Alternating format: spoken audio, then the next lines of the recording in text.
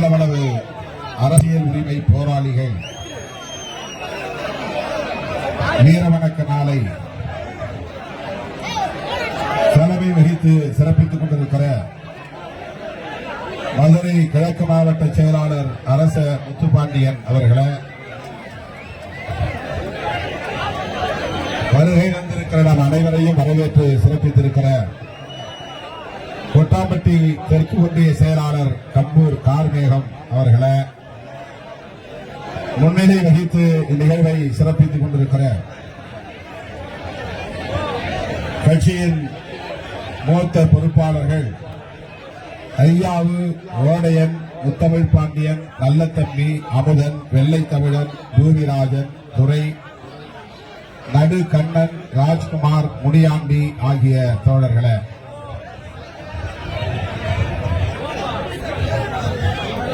இந்நிகழ்வை நெறிப்படுத்திக் கொண்டிருக்கிற எட்டிமங்கலம் சந்திரமோகன் அவர்களை,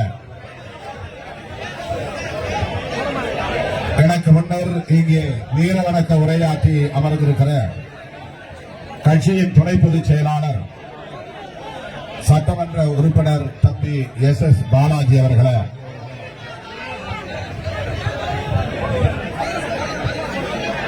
கட்சியின் மதுரை மாவட்ட செயலாளர்கள் சிந்தனை வளவன், சுடர்மொழி, ரவிக்குமார், காளிமுத்து ஆகிய தோழர்களை, இயக்கத்தின் முன்னோடிகள், மாநில பொறுப்பாளர்கள் பாவரசு, ஆற்றலரசு, எல்லாளன், கனியமுதன், பாவலன், கலைவேந்தன், வில்லவன் கோதை, மேலூர் சசி, சங்கத்தமிழன், செல்லப்பாண்டியன், அன்பழகன், அலங்கை செல்வரசு, VP இன்குலாப், கலைவாணன், தமிழேந்தி ஆகிய தோழர்களே மற்றும் இயக்கத்தின் மாநில பொறுப்பாளர்களே, தென்மண்டல பொறுப்பாளர்களே, தென் மாவட்டங்களை சார்ந்த மாவட்ட செயலாளர்களே, மேலூர் சட்டமன்ற தொகுதி செயலாளர்கள், மதுரை மாவட்டத்தை சார்ந்த சட்டமன்ற தொகுதி செயலாளர்கள் பார்வண்ணன், தென்னிலவன், பனையூர் சேகர், தமிழ்ச்செல்வன், மூக்கையா, எட்வின் செல்லையா ஆகிய தோழர்களே, தொகுதி துணை செயலாளர்களே, துணைநிலை அமைப்புகளின் மாவட்ட பொறுப்பாளர்களே, இளஞ்சிறுத்தைகள் உள்ளிட்ட இயக்கத்தின் துணைநிலை அமைப்புகளை சார்ந்த மாவட்ட, ஒன்றிய, நகர, பேரூர் பொறுப்பாளர்களே,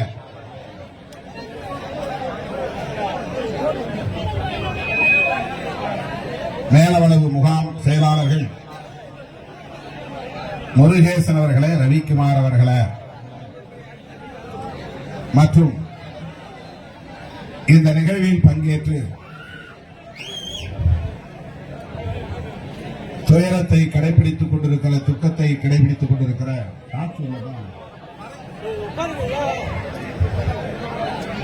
மாவீரன் முருகேசன் அவர்களின் அருமை துணைவியார் மணிமேகலை அவர்களே, மோக்கன் அவர்களின் துணைவியார் பச்சையம்மாள் அவர்களே, திரௌபதி அவர்களின் தாயார் கட்டச்சி அம்மாள் அவர்களே, செல்லதுரை அவர்களின் மகள் மகேஸ்வரி அவர்களே, முருகேசன் அவர்களின் தம்பி ராஜா, ராஜாவின் மனைவி வசந்தி அவர்களே, சவுந்தரராஜன் அவர்களின் துணைவியார் சந்திரா அவர்களே, சேவகமூர்த்தி அவர்களின் மகன் காளியம்மாள் அவர்களே, மகள் தானே காளியம்மாள், சென்னகரப்பட்டி அம்மாசி மகள் பாப்பா அவர்களே, வேலு மகன் கொடியரசு அவர்களே, வணங்காமுடி சந்திரன் அவர்களின் தாயார் மீனாட்சி அம்மாள் அவர்களே, கந்தன் அவர்களின் சகோதரர் சுப்பையா அவர்களே, கத்தப்பட்டி மலைச்சாமி அவர்களின் தந்தை பால் அவர்களே, முடக்காத்தான் பாண்டியன் அவர்களின் தாயார் சோழி அவர்களை, தனியாமங்கலம் ஐயப்பன் மகள் நந்தினி அவர்களை, பழையூர்பட்டி கார்த்திக் அவர்களின் தாயார் பஞ்சு அவர்களை, கருங்காலக்குடி முத்துப்பாண்டி அவர்களின் தாயார் லட்சுமி அவர்களை மற்றும் நமது இயக்கத்தின் முன்னோடிகளை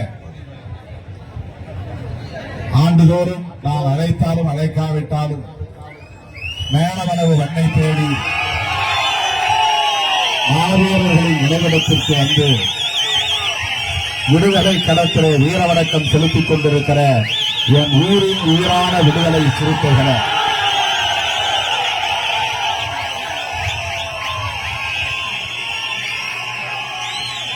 உங்கள் அனைவருக்கும் என்னுடைய பணிவார்ந்த வணக்கத்தை தெரிவித்துக் கொள்கிறேன்.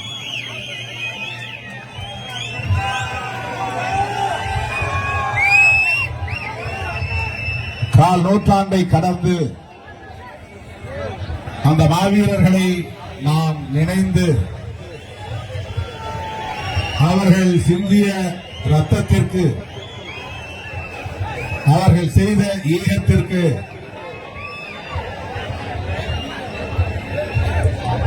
நாம் நன்றி செலுத்தும் வகையிலே இந்த வீர வணக்க நிகழ்வை ஒருங்கிணைத்து ஒவ்வொரு ஆண்டும் நடத்தி கொண்டிருக்கிறோம்.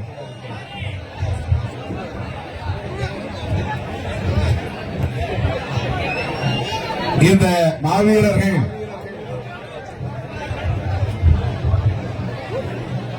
தனிப்பட்ட பிரச்சனைகளுக்காக சாதி வெறியர்களால் படுகொலை செய்யப்படவில்லை.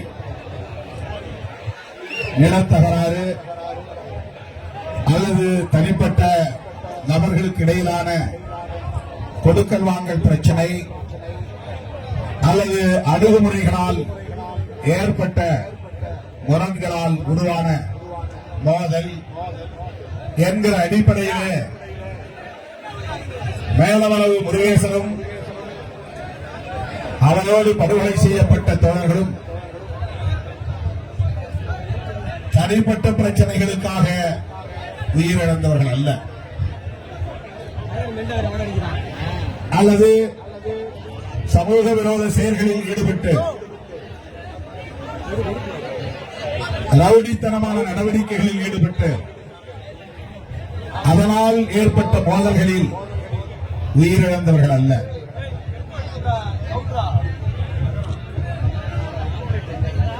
சமூக நீதிக்கான ஒரு அறப்போரை மேலவளவு மக்கள் முன்னெடுத்தார்கள். அரசியல் களத்தில் எமக்கான உரிமைகள், சட்டப்பூர்வமான உரிமைகள் நிலைநாட்டப்பட வேண்டும். தலையே உருண்டாலும் அது பற்றி கவலை இல்லை, உயிரை இழப்பதற்கும் நான் தயார் என்ற துணிச்சலோடு களமாடிய போராளிகள் தான் மேலவளவு முருகேசன் தலைமையில் இந்த களத்திலே பலியானவர்கள். யார் யாரையோ மாவீரர்கள் என்று நாம் சொன்னாலும் இந்த மாவீரர்கள் என்ற சொல்லுக்கு 100 விழுக்காடு பொருத்தமானவர்கள், உரித்தானவர்கள் மேலவளவு போராளிகள் தான். குறிப்பாக மாவீரன் மேலவளவு முருகேசன் தான். எதேச்சையாக 2 நபர்களுக்கு இடையிலே நடந்த மோதலில் தாக்கப்பட்டு உயிரிழந்தவன் அல்ல. சாதி வெறியர்கள் சட்ட அறிவு இல்லாமல், சமூக விழிப்புணர்வு இல்லாமல், அரசியல் புரிதல் இல்லாமல், சாதி பித்து மட்டுமே தலைக்கேறிய நிலையில் தமது ஆதிக்கத்தை நிலைநாட்ட வேண்டும் என்கிற ஆணவத்தில் மேலவளவு ஊராட்சியை தனித்தொகுதியாக ஒதுக்கக்கூடாது என்ற கோரிக்கையை வைத்தார். அது அறியாமையில் எழுந்த கோரிக்கை, ஆணவத்தில் எழுந்த கோரிக்கை என்பது ஒரு புறம் இருந்தாலும் அது அரசியல் அறியாமையால் முன்வைக்கப்பட்ட ஒரு கோரிக்கை. இந்தியா முழுவதும் பஞ்சாயத்து ராஜ் சட்டம் நடைமுறைக்கு வருகிறது. அந்த சட்டம் வருவதற்கு முன்பு உள்ளாட்சி அமைப்புகளே இடஒதுக்கீடு கிடையாது. சட்டமன்ற தேர்தல்களில் இடஒதுக்கீடு உண்டு, நாடாளுமன்ற தேர்தல்களில் இடஒதுக்கீடு உண்டு. எஸ்சி எஸ்டி என்கிற பட்டியல்படுத்தப்பட்ட சாதிகளுக்கு அகில இந்திய அளவில் சட்டமன்ற தேர்தல்களிலும் நாடாளுமன்ற தேர்தல்களிலும் இடஒதுக்கீடு உண்டு. அரசியலமைப்பு சட்டப்பூர்வமாக புரட்சியாளர் அம்பேத்கர் அவர்கள் அதை உறுதிப்படுத்தி இருக்கிறார்.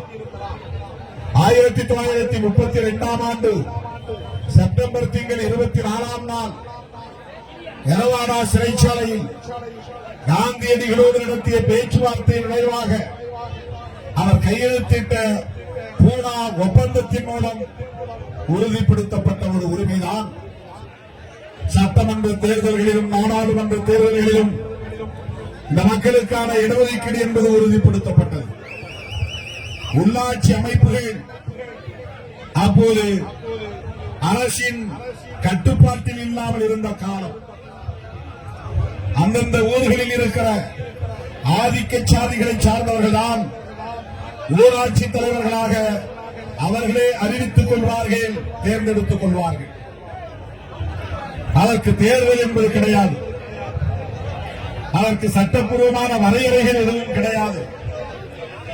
ஒரு ஊரில் எந்த சாதி பெரும்பான்மையாக இருக்கிறதோ, எந்த சாதியை சார்ந்தவர்கள் ஆதிக்கம் செய்கிறார்களோ அவர்கள் இந்த கிராமத்தின் பரம்பரையான ஊர் தலைவராக, ஊராட்சி தலைவராக இருந்து வருகிற நடைமுறை தொடர்ந்தது. அதிலே ஒரு திருத்தம் கொண்டு வர வேண்டும், அரசின் கட்டுப்பாட்டுக்குள் கொண்டு வர வேண்டும், சட்ட வரையறையை கொண்டு வர வேண்டும் என்று நாடாளுமன்றத்திலே அவ்வப்போது கேள்விகள் எழுந்தன, விவாதங்கள் நடந்தன. அதன் அடிப்படையில் ராஜீவ்காந்தி பிரதமராக இருந்த போது கொண்டுவரப்பட்ட சட்டம் தான் பஞ்சாயத்து ராஜ், நகர்பாலிகா என்கிற 2 சட்டங்கள். பலமுறை நான் இதை பேசியிருந்தாலும் கூட மீண்டும் மீண்டும் இந்த அரசியல் புரிதலை நாம் பெற வேண்டியிருக்கிறது. புதிய இளைய தலைமுறையினருக்கு இதை சுட்டிக்காட்ட வேண்டிய தேவை இருக்கிறது, அறிந்து கொள்ள வேண்டிய தேவை இருக்கிறது. சட்டப்படியான வரையறையை கொண்டு வர வேண்டும் என்கிற விவாதங்களை அடுத்து உருவான சட்டங்கள் தான் பஞ்சாயத்து ராஜ் சட்டம், நகர்பாலிகா சட்டம். பஞ்சாயத்து ராஜ் என்பது ஊரகங்களில், கிராமப்புறங்களில் நடைபெறுகிற தேர்தலுக்கான சட்டங்கள். நகர்பாலிகா என்பது டவுன் பஞ்சாயத், முனிசிபாலிட்டி என்கிற நகர்ப்புறங்களுக்கான தேர்தல்களுக்கு உருவாக்கப்பட்ட சட்டங்கள். இந்த சட்டங்களில் முதல் முறையாக பெண்களுக்கும் இடஒதுக்கீடு வந்தது. எஸ்சி எஸ்டி என்கிற ஷெட்யூல் காஸ்ட், ஷெட்யூல் டிரைப்ஸ், இந்த சமூக பிரிவினருக்கும் இடஒதுக்கீடு சட்டப்பூர்வமாக உறுதிப்படுத்தப்பட்டது. இந்த சட்டம் 1989 நாடாளுமன்றத்தில் நிறைவேற்றப்பட்டவை, நடைமுறைக்கு வந்தது. நாடாளுமன்றத்திலே சட்டங்களை இயற்றினாலும் கூட அந்த சட்டங்களுக்கு விதிமுறைகள் வரையறுக்க வேண்டும் என்பது ஒரு சட்ட வரையறை. ஆக்ட் என்பது வேறு, ரூல்ஸ் என்பது வேறு. ஒரு சட்டத்தை நடைமுறைப்படுத்துவதற்கு விதிமுறைகளை வரையறுக்க வேண்டும். அது 1995 தமிழகத்தில் வரையறுக்கப்பட்டது. 89 சட்டம் வந்தது, ஆக்ட். யூனியன் கவர்மெண்ட், டெல்லியிலே இருக்கிற ஒன்றிய அரசாங்கம், இந்திய அரசாங்கம் அந்த சட்டத்தை நிறைவேற்றியது. 5-6 ஆண்டுகளுக்கு பிறகுதான் தமிழ்நாட்டிலே அந்த சட்டத்திற்கான வரையறைகள் வந்தன. அதன் பிறகுதான் இம்ப்ளிமெண்ட், நடைமுறைக்கு வந்தது. அந்த சட்டத்தை நடைமுறைப்படுத்துகிற அந்த சூழலில் தான் உள்ளாட்சி தேர்தலும் அறிவிக்கப்பட்டது. 1990 இந்த இயக்கத்தின் தலைமை பொறுப்பை ஏற்ற நாள் தேர்தல் பாதை நமக்கு வேண்டாம். பொது வாழ்க்கையில் கட்சி தொடங்குகிற போதே முதலமைச்சர் கனவோடு பலரும் கட்சி தொடங்குகிறார்கள். அடுத்த முதலமைச்சர் நாங்கள் தான் என்று ஒவ்வொருவரும் அறிவித்துக் கொள்கிற நிலைகளை நாம் பார்க்கிறோம். ஆனால் திருமாவளவன் பொது வாழ்க்கைக்கு வந்தபோது அரசியல் பதவி தேவையில்லை, மக்களுக்காக தியாகம் செய்வோம், சட்டமன்றத்துக்கு போவோம் என்று நாம் பேசவில்லை, சிறைச்சாலைகளுக்கு செல்வோம் என்று சொன்னோம். என்னை நம்பி என் பின்னால் வருகிற தோழர்கள் கழுத்திலே பூமாலை விடும் என்று எண்ணி வர வேண்டாம். கைகளில் விலங்குகள் மாற்றப்படும், அதை புரிந்து கொண்டு வாருங்கள். சட்டமன்றத்திற்கு செல்வோம் என்று கற்பனைகள் வேண்டாம், சிறைச்சாலை செல்வதற்கு தயாராக வாருங்கள். 1990 எனக்கு 27 வயது. நான் ஒரு அரசு ஊழியர். அப்போது நான் செய்த பிரகடனம் இதுதான்: வாழ்க்கையை முழுமையாக மக்களுக்கு ஒப்படைக்க தயாராக உள்ள இளைஞர்களே, உங்களை என் உயிரின் உயிராக நான் ஏற்றுக் கொள்கிறேன். எங்களோடு அணிவகுத்து வாருங்கள். கிராமம் கிராமமாக செல்லுவோம், மக்களை அமைப்பாக்குவோம், அரசியல் படுத்துவோம். புரட்சியாளர் அம்பேத்கர், தந்தை பெரியார், மாமேதை மார்க்ஸ் போன்ற மனிதர்களின் கொள்கைகளை மக்களுக்கு எடுத்துச் சொல்வோம். இதுதான் என் தொடக்க கால பிரகடனம் அறிவிப்பு. நான் பொது வாழ்க்கையை அடியெடுத்து வைத்த காலத்தில் இப்படித்தான் இயக்கத்தாளர்களை நான் ஈர்த்தேன், அழைத்தேன், அமைப்பாக்கினேன். அப்போது தேர்தல்களில் பங்கேற்கிற நிலைப்பாடு எதுவும் கிடையாது. தேர்தலை புறக்கணிக்கிற காலத்தில் உள்ளாட்சி தேர்தல் வந்தது. உள்ளாட்சி தேர்தல் அறிவிக்கப்பட்ட நிலையில் மேலவளவு ஊராட்சி தலித்துகளுக்கு என்று ஒதுக்கப்பட்டது. இது சட்டப்படி நிகழ்ந்தது. யாரும் கோரிக்கை வைக்கவில்லை. மேலவளவிலே வாழக்கூடிய இந்த எளிய மக்கள், தலித் மக்கள், எங்கள் ஊராட்சியை எங்களுக்கு ஒதுக்குங்கள் என்று கேட்கவில்லை. இந்த மாவட்டத்தில் அதிகப்படியான மக்கள் தொகை கொண்ட ஊராட்சிகள் எவை எவை என்று அடையாளம் காணுகிற போது இடஒதுக்கீட்டின் அடிப்படையிலே இத்தனை ஊராட்சிகளை இந்த மதுரை மாவட்டத்தில் தனித்தொகுதிகளாக அறிவிக்கப்பட வேண்டும் என்ற கட்டாயத்தின் அடிப்படையில் மதுரை மாவட்ட ஆட்சியர் தன்னுடைய அதிகார வரம்புக்கு உட்பட்டு எடுத்த முடிவு மேலவளவு ஊராட்சி தலித்துகளுக்கானது என்பது. இதுதான் அரசியல் அறிவு. இதை தெரிந்திருந்தால், இதை தெரிந்தவர்கள் அவர்களுக்கு தலைவர்களாக இருந்திருந்தால் அவர்களுக்கு எடுத்துச் சொல்லி இருப்பார்கள். பாவம், தலைவர்களுக்கு அந்த அரசியல் புரிதல் இல்லை. அதுதான் சிக்கல், அதுதான் சிக்கல். தமிழ்நாட்டிலே 30 மாவட்டங்கள், அன்றைக்கு 28 மாவட்டங்கள் தான், இன்றைக்கு 32 மாவட்டங்கள். அந்த மாவட்டங்களில் எல்லா மாவட்டங்களிலும் தனித்தொகுதிகள் ஏற்கப்பட்டு விட்டன. எங்கேயும் எதிர்ப்பு இல்லை. மதுரை மாவட்டத்தில் மட்டும்தான் பாப்பாப்பட்டி, கீரிப்பட்டி, கொட்டகாட்சியந்தல், பருவக்குடி மற்றும் மேலவளம், இந்த 5 ஊராட்சிகளில் மட்டும் தலித்துகள் விண்ணப்பம் செய்யக்கூடாது என்று சாதி வெறியர்கள் எதிர்ப்பு தெரிவித்தார்கள்.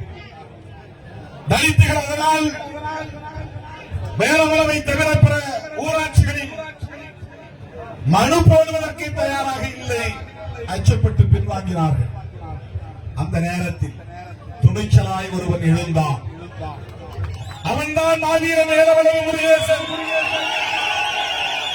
நாங்கள் கேட்கவில்லை, அரசு ஒதுக்கி இருக்கிறது. அரசு ஒதுக்கிய தனித்தொகுதியிலே வேட்புமனு தாக்கல் செய்வதற்கு எங்களுக்கு உரிமை இருக்கிறது. ஆனால் இந்த ஊரை சேர்ந்த சாதியவாதிகள் மந்தையிலே கூட்டம் போட்டு இந்த தலித் மக்களை அழைத்து யாரும் மனு போடக்கூடாது, நாங்களே பொது தொகுதியாக மாற்றப் போகிறோம். அதற்கான போராட்டத்தை அறிவிக்கப் போகிறோம். யாரும் மனு போடக்கூடாது என்று அச்சுறுத்தினார்கள். மீறி மனு போட்டால் தலை இருக்காது என்று எச்சரித்தார்கள். அப்படிப்பட்ட அச்சுறுத்தலையும் தாண்டி சட்டப்பூர்வமாக எங்களுக்கென்று ஒதுக்கப்பட்டிருக்கிற தனித்தொகுதியிலே வேட்புமனு தாக்கல் செய்வதற்கு கூட எங்களுக்கு உரிமை இல்லையா? தலையே போனாலும் வேட்புமனு தாக்கல் செய்வேன். 100 விழுக்காடு மாவீரன் என்கிற இந்த சொல்லுக்கு பொருத்தமானவன் மேலவளவு முருகேசன். அதிகாரிகள் என்ற பாதுகாப்பையும் தர தயாராக இல்லை. சாதியர்களுக்கு எடுத்துச் செல்ல தயாராக இல்லை. அவர்களுக்கு அறிவுறுத்துவதற்குரிய ஆட்கள் அவர்களிடத்திலே இல்லை. நீ தலைகீழாக நின்னாலும் இதை மாற்ற முடியாது என்று சொல்ல ஆள் இல்லை. அவர்களை வழிநடத்தக்கூடிய தலைவர்களுக்கும் அந்த புரிதல் இல்லை. நீங்க இப்படி எல்லாம் கேட்க முடியாது. இந்தியா முழுக்க ரிசர்வ் கான்ஸ்டிட்யூன்சி இருக்கிறது. தாழ்த்தப்பட்ட தலித் மக்களுக்கு என்று ஒதுக்கப்படுகிற தொகுதிகளில் அவர்கள்தான் போட்டியிட முடியும். 10 ஆண்டுகளுக்கு அவர்களுக்கு என்று ஒதுக்கப்பட்ட தொகுதிகளில் வேறு யாரும் கேள்வி எழுப்ப முடியாது. மீண்டும் மறுவரையறை செய்கிற போதுதான் 10 ஆண்டுகளுக்கு பிறகுதான் மறுவரையறை என்பது நடக்கும். இதெல்லாம் சட்ட அறிவு, அரசியல் அறிவு, இதுவெல்லாம் இல்லை.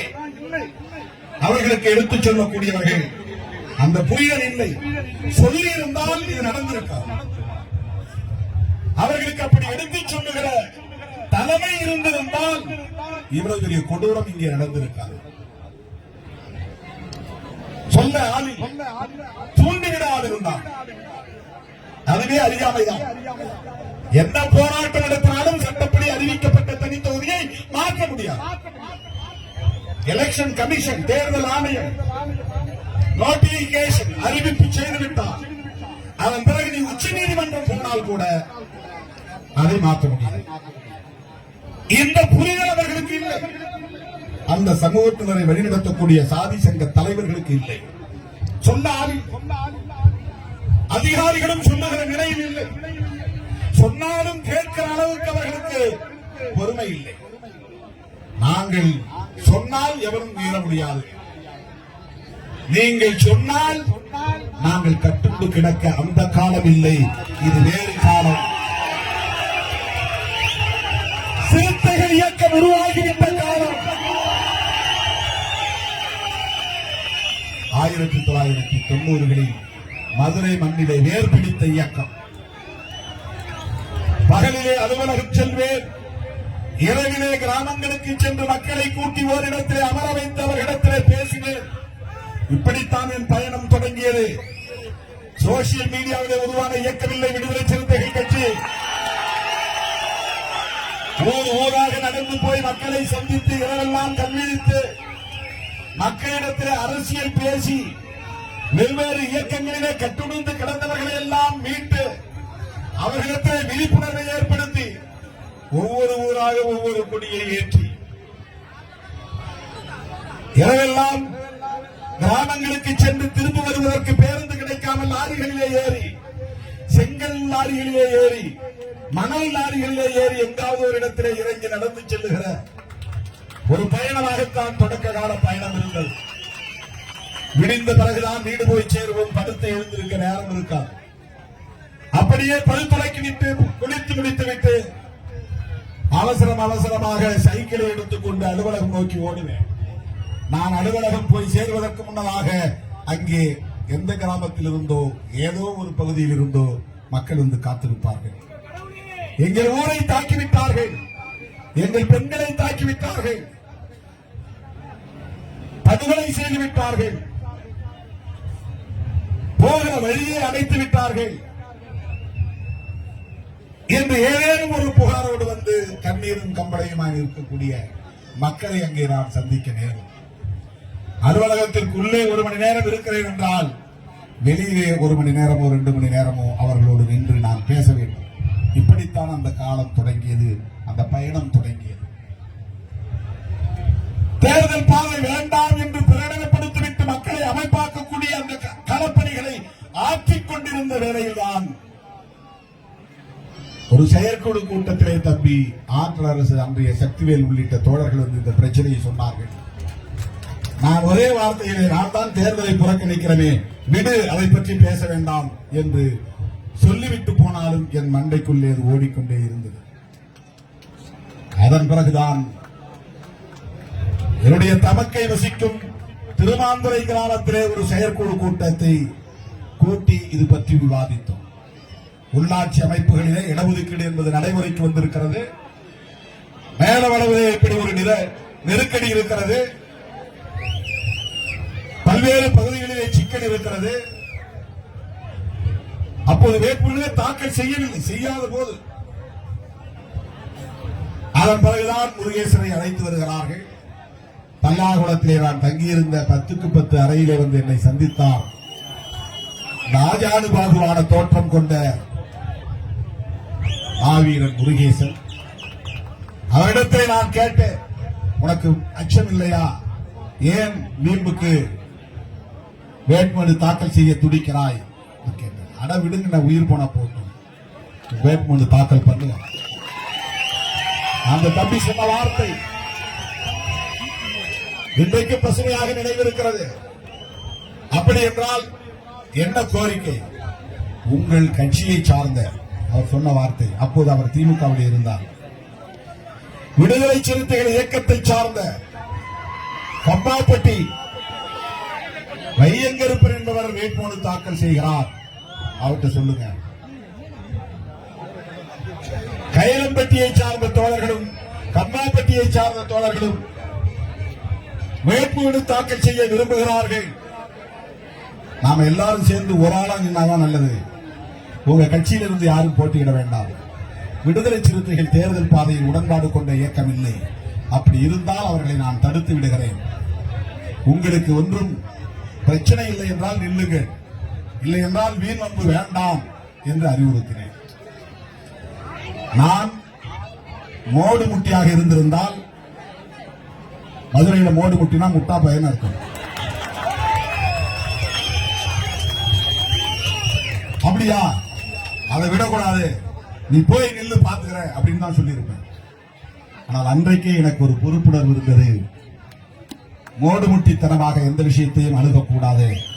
அங்கே சாதி வெறியர்கள் எச்சரிக்கை விடுக்கிறார்கள் என்றால் உன் பாதுகாப்பு முக்கியம் என்று சொன்னவர் திருமாவளவன். உன் பாதுகாப்பு முக்கியம். ஒரு முறைக்கு 2 முறை யோசித்து முடிவெடு. அவசரப்பட வேண்டாம், வீண் வம்பு வேண்டாம்.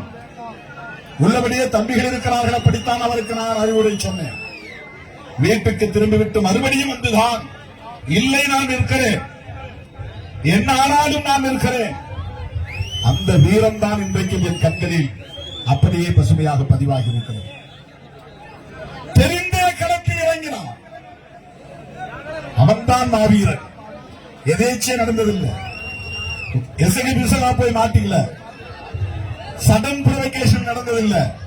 பேசிக்கிட்டு இருக்கிறோம், தகராறு வருது, திடீர்னு ஒருத்தன் ரவுடி போய் அட்டாக் பண்றான், அதனால ஒருத்தன் சுருண்டு விழுந்து சாகிறான். அப்படி அல்ல. தூங்கிக்கிட்டு இருக்கும் போது சில பேர் எண்ணிக்கைக்காக வந்து கழுத்தறுத்து கொலை பண்ணிவிட்டு ஓடுவார்கள். அப்படி பலியான தோழர் அல்ல.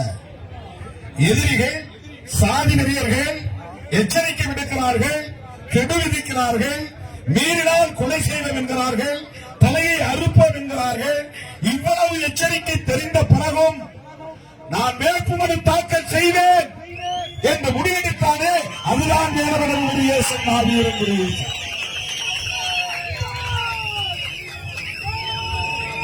நெருக்கடிகள் சூழ்ந்த போதும் கொள்கை நெறிப்படியே வாழ்தல் வீரம். அப்போது முருகேசனை நினைவிலே வைத்து நான் எழுதிய வரிகள் தான் இந்த வரிகள். அருவாக தூக்கிறதுக்கு பேர் வீரம் இல்லை, 10 பேர் ஒழுங்கிருந்து வெட்டுறதுக்கு பேர் வீரம் இல்லை. அப்பாவிகளை, நிராயுதபாணிகளை 50 பேர் சூழ்ந்து வளர்ச்சிட்டு ஓங்கி ஓங்கி வெட்டுறது கோழைத்தனம். அது எவன் ஒருவன் எதிரியின் கையில் ஆயுதம் இருக்கும் போது அவனோடு மோதுகிறவன் தான் வீரன். பதுங்கியிருந்து வீரர், பதுங்கியிருந்து வெட்டுகிறவன் கோழைத்தனது. அது ஒருபோதும் வீரமாக. அருவாள் தூக்குவதில் வீரமில்லை, கொடுவாளை வீசுவதில் வீரமில்லை. நெருக்கடிகள் வருகிற போதும் எதிர்த்து நிற்பதுதான் வீரம். நெருக்கடிகள் சூழ்ந்த போதும் கொள்கை நெறிப்படியே வாழ்தல் வீரம். நெருப்பலைக்குள் வீழ்ந்த போதும் அடிமை நெறி மீறி பாய்தல் தீரம். வீரம்னா என்ன, தீரம்னா என்னன்னு அன்னைக்கு நான் 4 வரி எழுதினேன். அண்ணா பஸ் ஸ்டாண்ட்ல நின்றுகிட்டு நான் யோசித்து எழுதிய முழக்கம் இந்த முழக்கம். அண்ணா பேருந்து நிலையத்தில் என் வாழ்நாளில் நான் பார்த்த ஒரே மாவீரன் மேலவளவு முருகேசன். நான் சந்தித்த ஒரே மாவீரன் மேலவளவு முருகேசன். என்னுடைய 35 ஆண்டு கால பொதுவாழ்வில் எத்தனையோ பெயர்களை இந்த அடைமொழியோடு நான் கேள்விப்பட்டிருக்கிறேன். மேடைகளில் பேசுகிற மாவீரன் அல்ல, களத்தில் எதிரிகளை நேருக்கு நேர் சந்தித்த ஒரு மாவீரன் மேலவளவு முருகேசன். எங்களுக்கான உரிமை அது, சட்டப்பூர்வமான உரிமை அது. அதை நசுக்குவதற்கு உனக்கு என்ன அதிகாரம் இருக்கிறது? அதை பறிப்பதற்கு உனக்கு யார் அதிகாரம் தந்தது? அதனால் என் உயிர் போனாலும் அந்த உரிமையை நிலைநாட்டுவேன். அதுதான் கொள்கை நெறிப்படி வாழ்தல் வீரம். தோழர்களே, அப்படித்தான் இந்த இயக்கம் தேர்தல் பாதையை நோக்கி நகர்ந்தது. மேலவளவு முருகேசனுக்கு எப்படி துணை நிற்பது, இதை எப்படி எதிர்கொள்வது, இதை எப்படி அணுகுவது என்கிற கேள்விக்கு விடை தேடிய போதுதான் நாம் வெறும் மறைட்டுத்தனமாக தேர்தல் புறக்கணிப்பை ஒரு உத்தியாக கையாளக்கூடாது. மக்களின் உணர்வுகளை புரிந்து கொண்டு மக்களின் தேவைகளில் இருந்துதான் நாம் முடிவுகளை எடுக்க வேண்டும். இப்ப கூட மதுவெளிப்பு மாநாடு அறிவித்திருக்கிறேன்.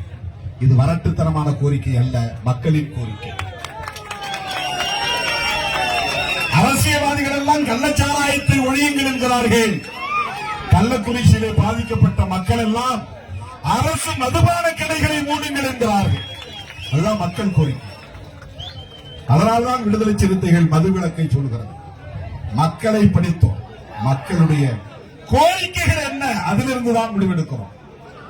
நான் மக்களை சந்திப்பதற்கு முன்னால், வெகு மக்களை சந்திப்பதற்கு முன்னால் தேர்தல் புறக்கணிப்பை ஒரு உத்தியாக அறிவிப்பு செய்தேன். மக்களை களத்தில் சந்தித்த பின்னால் தேர்தல் புறக்கணிப்பு என்பது ஒரு உத்தி, சரியான உத்தியாக இருக்க முடியாது. இந்த தேர்தலில் நாமும் பங்கேற்க வேண்டும், மக்களை வழிநடத்த வேண்டும். நாம் தான் மாற்று என்று மக்களுக்கு சொல்ல வேண்டும் என்கிற அறிவை கற்றேன், பாடத்தை கற்றேன். அதிலிருந்து எடுத்த முடிவுதான் விடுதலை சிறுத்தைகள் கட்சி தேர்தல் பாதைக்கு திரும்பியது. தோழர்களே, முருகேசன் விண்ணப்பம் செய்துவிட்டார். அதன் பிறகு நடந்த கதைகள் நிறைய. அதையெல்லாம் பல முறை உங்களிடத்தில் நான் சொல்லி இருக்கிறேன். எட்டிமங்கலம் சந்திரமோகன் தான் முதலில் இந்த தகவலை எனக்கு சொல்லுகிறார். என்னால் இதை ஏற்க முடியவில்லை. உடம்பெல்லாம் மின்சாரம் பாய்ந்ததை போன்ற ஒரு அதிர்ச்சி. இது உண்மையாக இருக்கக்கூடாது என்ற ஒரு ஏக்கம். தெரிந்து சொல், உண்மையை தெரிந்து சொல் என்று திரும்ப திரும்ப சொல்லுகிறேன். அவர் 10-15 பேருக்கு மேலே படுகொலையாகிவிட்டார்கள் என்று சொன்னார். மதுரை எனக்கு பெரிய அளவிலே பழக்கமான ஒரு மாவட்டமும் இல்லை. ஒரு அரசு ஊழியராக வந்து ஓரளவுக்கு மேலூர் வட்டாரத்திலே மட்டும்தான் எனக்கு பழக்கம். மதுரை மாவட்டத்தில் மேலூர் வட்டாரம் மட்டும்தான் அப்போது எனக்கு பழக்கம் புழக்கம். மதுரை மாவட்டம் முழுக்க நான் சுற்றுப்பயணம் செய்யக்கூடிய வாய்ப்பும் அப்போது இல்லை. கிளைகள் எல்லாம் மதுரை மாவட்டம் முழுவதும் உருவாக்கப்படாத காலம் அது. அங்கும் இங்கும் அழைக்கிற இடங்களுக்கு போவேன். பெரியகுளம் சென்றிருக்கிறேன், திண்டுக்கல் சென்றிருக்கிறேன், விருதுநகர் போயிருக்கிறேன், இப்படி குறிப்பிட்ட சில பகுதிகளுக்கு போயிருக்கிறேன். ஆனால் மேலூர் வட்டாரத்தில் பல கிராமங்களுக்கு நடந்தே போயிருக்கிறேன். கரியாமங்கலம், ஆற்றுக்குளம், அங்கெல்லாம் நடந்தே போய் நிகழ்ச்சிகளில் பங்கேற்று இருக்கிறேன். இங்கே வல்லாளப்பட்டி வரையில் இந்த பகுதி முழுக்க நடந்தே போயிருக்கிறேன். கொடிகளை ஏற்றிருக்கிறேன். அப்படிப்பட்ட நேரத்தில் யாரோடு எப்படி இணைந்து இதை எதிர்கொள்வது என்று தெரியாத ஒரு திக்கு தெரியாத நிலையிலே நான் இருந்தேன். ஆனாலும் என்னோடு வந்த தோழர்களை மட்டும் நான் கையில் வைத்துக் கொண்டு துணைந்து அந்த கொடுமையை எதிர்த்து போராடுவதற்கு களம் அமைத்தேன். முதலில் இந்த தோழர்களுக்கு வீரவணக்கம் செலுத்துவதற்காக நான் மதுரை சென்னையிலிருந்து புறப்பட்டு வந்தேன். தம்பி பாலாஜி சொன்னான், இதை எப்படி திருமாவளவன் கையாண்டார் என்பதுதான் முக்கியம். இதெல்லாம் நீங்கள் புரிந்து கொள்ள வேண்டும். உங்களை வழிநடத்தக்கூடியவன் சூழல்களை எப்படி கையாளக்கூடிய வலிமை பெற்றவனாக இருக்கிறான் என்பது உங்களுக்கு புரிய வேண்டும். அன்றைக்கு நான் ஒரு சராசரி நபராக இருந்திருந்தான், ஒரு ரவுடியாக இருந்திருந்தான். என்னை பல பேர் ஆத்திரமூட்டினார்கள். விடக்கூடாது, பதிலுக்கு பதில் செய்ய வேண்டும், யாரையாவது செய்ய வேண்டும். இதுதான் ரவுடிகளின் வேலை. செஞ்சவனை செய்வது என்பது வேறு.